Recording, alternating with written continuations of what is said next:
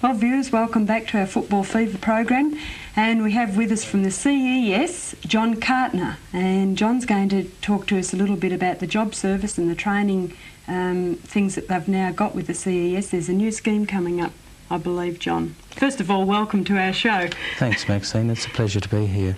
It's not that it's a new scheme, it's just that we'll be giving more publicity to existing schemes that we've got, and also there have been some increases in the allowances that we pay, which were made in the last budget. Right. So, well, perhaps we go straight on to that, and you could outline a bit of what you're going to be. Okay. The scheme that we're talking about at the moment is the Extended Special Youth Scheme. This is where we pay an employer a subsidy who is prepared to train a young person who's been out of work for a specific period of time. In this case, it's young people between 18 and 24 who have been unemployed for a minimum of 8 months in the last 12 months. And any employer who's willing to give these young people a go will pay them $100 a week for 17 weeks and then $80 a week for the second 17 weeks. So it's an 8-month training period, and we pay, it works out about $2,900 over the 8-month period. John, that's for any kind of employment?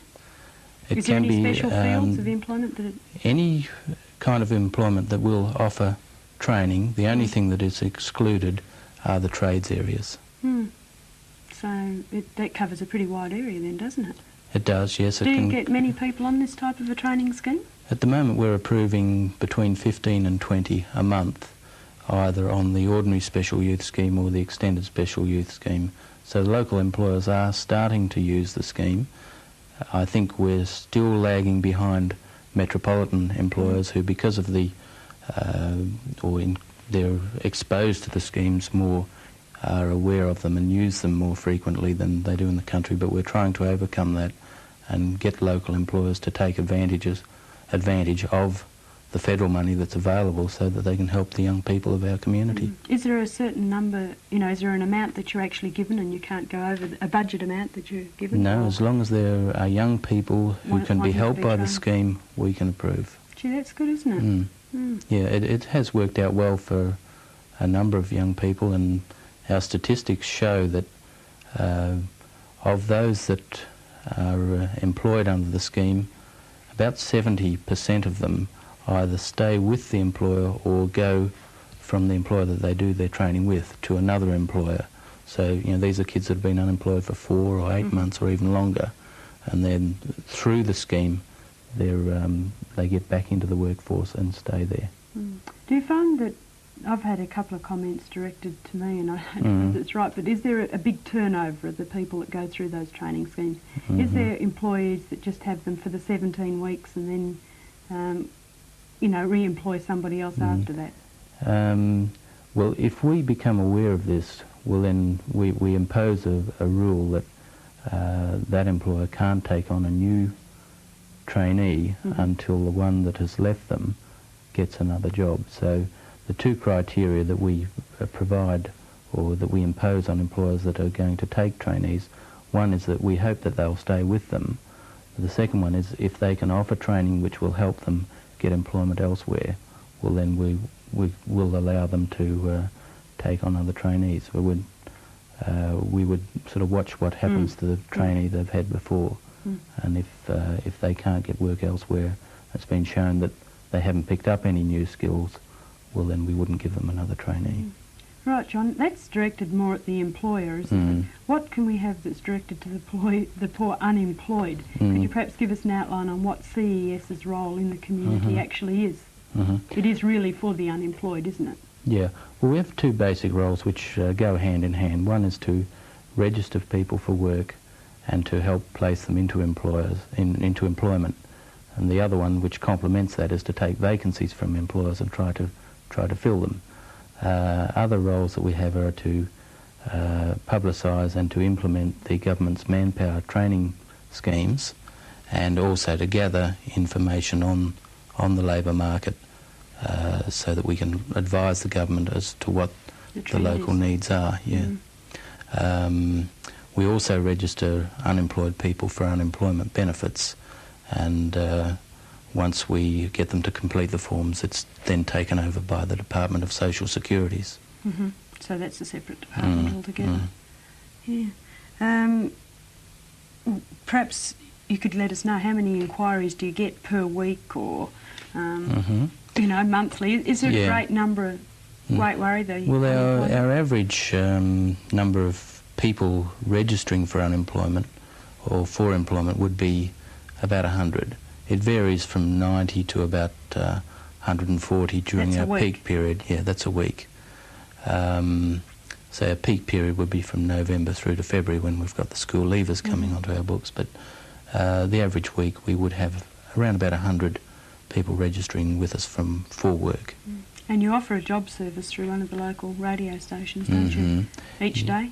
Yes, that's daily, 20 to 5 every day, and we put on about 4 jobs a night.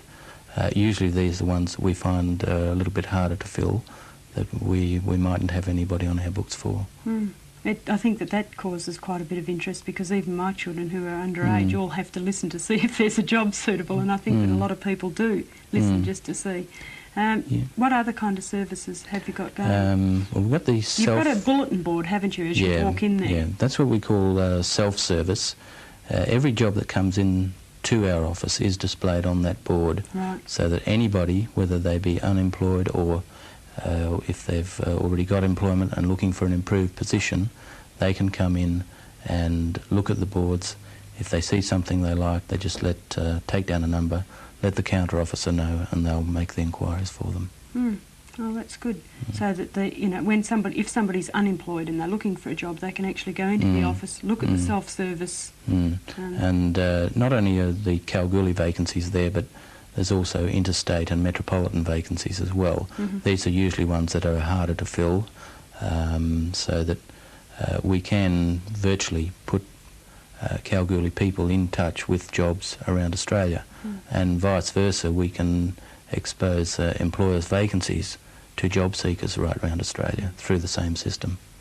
Do you have any kind of an unemployment training program for children, or anything for the unemployed that you might be able to, encourage them to enter, or anything like that? Is there? We have a number of schemes. There's a special youth, which we've just spoken about. That's an on-the-job training program. There's school-to-work transition programs, which are aimed at young people who have left school and find that they haven't got the skills to compete with other kids on the job market, so that they can go back to either tech or a tertiary institution to brush up on their either their literary and numeracy skills, or to gain new skills which will make them more competitive with the average job seeker. So, and we would subsidise them whilst they're attending school. Right. The subsidy what kind of subsidy is it? It's unemployment benefits plus $6. That's just why they do this type of retraining. What's the unemployment benefit now, John?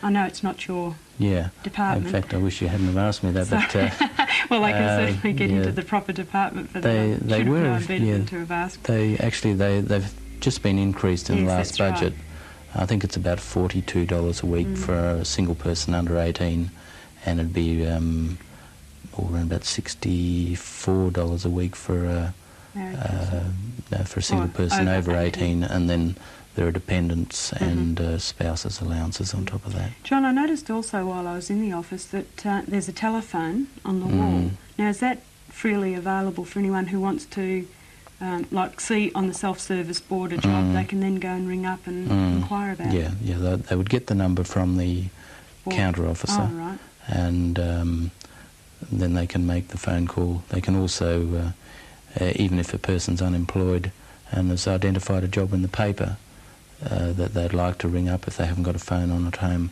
they're quite welcome to come in and use that. Is that for local calls only? It's got an STD bar on it. It's local calls only. Yeah. Well, that sounds like you're certainly doing a community service there, and I guess that the guys, well, you certainly were busy the other day when I walked in there. Yeah, well, apart from the registrations, we do get about 100 inquiries a week from our self-service operations, plus you get the phone calls from employers ringing for people, and well, we probably get about 50 vacancies through a week, 100 inquiries about jobs, plus 100 new people dropping in looking for work. So it's fairly busy here. Yeah. Thanks very much, John, for coming in, and I think that we perhaps could get you back again and have another talk in a different direction on other things, if that's okay. That would be okay, because there are a lot of things, and there's we a lot haven't of got viewers time. out there that are actually watching that it would be of great interest too, because probably that some of them are unable to get out and get a job, or else the mums and dads watching and wondering what on earth their children can do. Well, thanks very much, Thanks. John, for coming in, and viewers, thanks a lot for viewing this afternoon. You put to good use.